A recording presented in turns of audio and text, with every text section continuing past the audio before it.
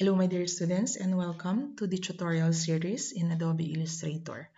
So in addition to setting up your workspace in Adobe Illustrator, you also need to set these preferences, yung mga i-discuss ko ngayon, para mas convenient palala yung pag-work nyo with Adobe Illustrator. So you can find the preferences in the Edit menu, Preferences, Submenu, General, or Control K. Yun yung kanyang shortcut key as you can see here. Okay? So in here, naka-default naman kung minsan yung iba, but there are some na hindi naka-default. So iba yung nagiging result niya pag hindi natin siya sinet na ganon. Okay, so dito, tingnan nyo ng mabuti kung ano yung mga naka-check.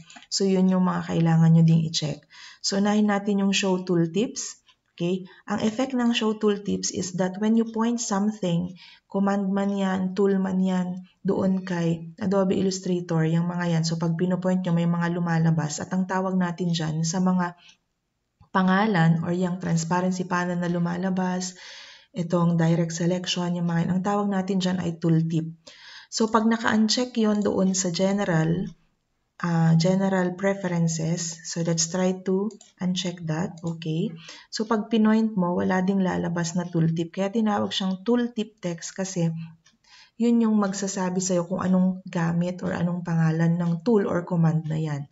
So it's important na naka-check yan para pag may hinahanap kayo, especially if hindi pa kayo masyadong familiar sa Adobe Illustrator Workspace, it's important na nakashow yung mga tooltips natin para alam nyo kung ano yung mga click ninyo. Okay? Another important na dapat naka-check is yung scale corners. Okay? So as of now, hindi siya naka-check. Let's take a look kung anong mangyayari in case na naka-uncheck yan. So I have here may rectangle and I will try to rescale yung kanyang corner. Okay, and observe what will happen pag ni-resize ko to.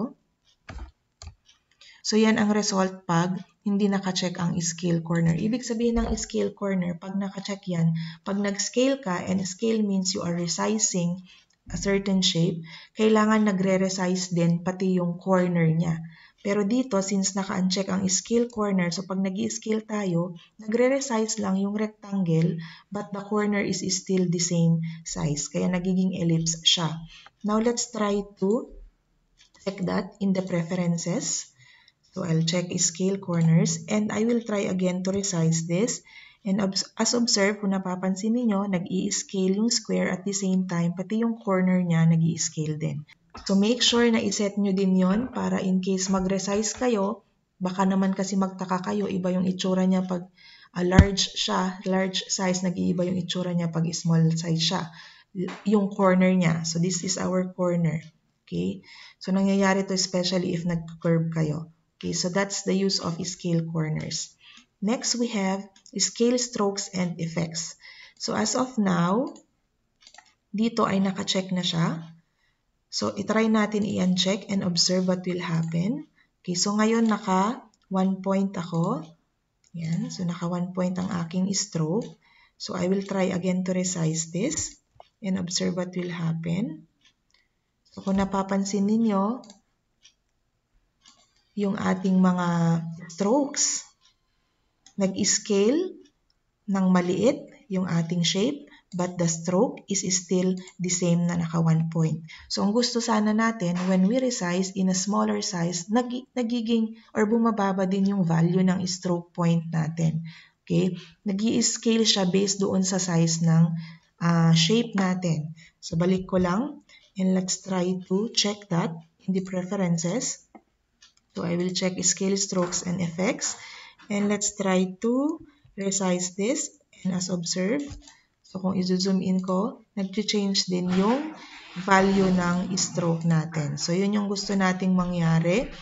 So make sure na pag nag-resize ka, even the stroke nagre-resize din. So yun ang gamit ng scale, strokes, and effects. And of course, dapat naka-check din ang zoom with mouse wheel. So you can zoom in and zoom out by just scrolling your mouse wheel. And last na isiset natin dito sa preferences, yung user interface. So you can change here the theme of your interface. So kung gusto nyo bright yung theme nyo, siset nyo lang siya dito. But for me, I prefer it to be dark para hindi masakit sa mata. Okay, so yun yung mga preferences, yun yung mga kailangan nating iset para mas convenient yung paggamit natin ng software na ito. Okay, so thank you and see you sa next video lesson.